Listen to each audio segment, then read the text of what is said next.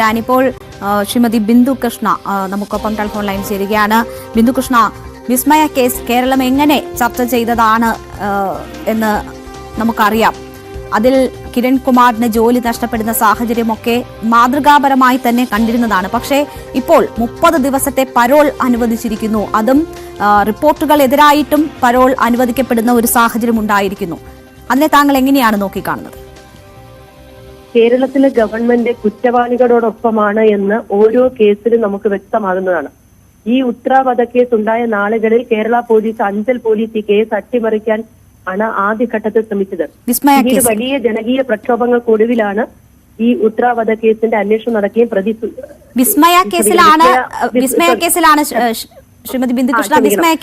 വിസ്മയ കേസിൽ നമുക്കറിയാം, ചടയമംഗലത്ത് കിരൺ കാണിച്ച ക്രൂരത നാം എല്ലാവരും ഓർക്കുന്നതാണ്. വിസ്മയെ പോലെ ആ ഒരു പെൺകുട്ടിക്ക് ജീവിതത്തിൽ നിന്ന് തുടച്ചു നീക്കിയ കിരണിന് ജാമ്യം കൊടുക്കാൻ സർക്കാർ ഒത്താശ ചെയ്തു എന്ന് പറയുന്നത് അങ്ങേയറ്റം ഞെട്ടിപ്പിക്കുന്നതാണ്. കിരണിനെ പോലെ ക്രൂരമായി ആ പെൺകുട്ടിയെ മരണമുഖത്തേക്ക് തള്ളിവിട്ട ആളിന് പരോള് കൊടുക്കാൻ സംസ്ഥാനത്തെ ആഭ്യന്തര വകുപ്പ്, ജയിൽ വകുപ്പിന് നിർദ്ദേശം നൽകാതെ ഒരു കാരണവശാലും ഇത് നടക്കില്ല.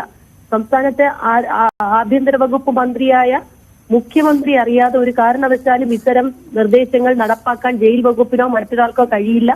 അപ്പോ എങ്ങനെയാണ് കുറ്റവാളികൾക്കൊപ്പം ഈ സർക്കാർ നിൽക്കുന്നത് എന്നതിന്റെ അവസാനത്തിൽ ഈ കിരണിനെയൊക്കെ സസ്പെൻഡ് ചെയ്യാനൊക്കെ എത്രയോ സമരങ്ങൾ നടത്തേണ്ടി വന്നു. ആദ്യമൊക്കെ കിരണിനെ സംരക്ഷിക്കുന്ന നിലപാടാണ് എടുത്തിരുന്നത്.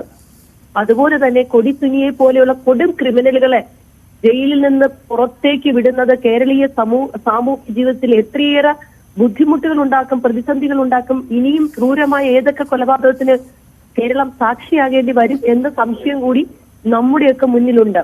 കൊടിസുനി അടക്കമുള്ള കൊടും ക്രിമിനലുകൾക്ക് പരോൾ അനുവദിക്കുന്നത് സംബന്ധിച്ച് സർക്കാർ ശുപാർശ നൽകിയപ്പോ ആ വിവരം പുറത്തു വന്നു, മാധ്യമങ്ങൾ അറിഞ്ഞു, നാട്ടുകാരറിഞ്ഞു എന്നതിന്റെ പേരിൽ ജയിൽ വകുപ്പ് ഉദ്യോഗസ്ഥന്മാർ അന്ന് ഡ്യൂട്ടി പോലും ഇല്ലാതിരുന്ന ജയിൽ വകുപ്പ് ഉദ്യോഗസ്ഥന്മാരുടെ തലയിൽ കെട്ടിവെച്ച് സർക്കാർ രക്ഷപ്പെടാൻ ശ്രമിക്കുന്നത് നാം കണ്ടതാണ്. ഏറ്റവും അവസാനമാണ് കൊടിസുനിയെ പോലുള്ള ഒരു കാരണവശാലും പരോൾ കൊടുക്കരുതെന്ന് കോടതി നിഷ്കർഷിച്ചിട്ടുള്ള കൊടും ക്രിമിനലുകൾക്ക് പരോൾ കൊടുക്കുന്നത് വഴി കേരളത്തിലെ കുറ്റവാളികൾക്കൊപ്പമാണ് കേരള സർക്കാർ എന്ന് അടിവരയിട്ട് പറയുകയാണ്.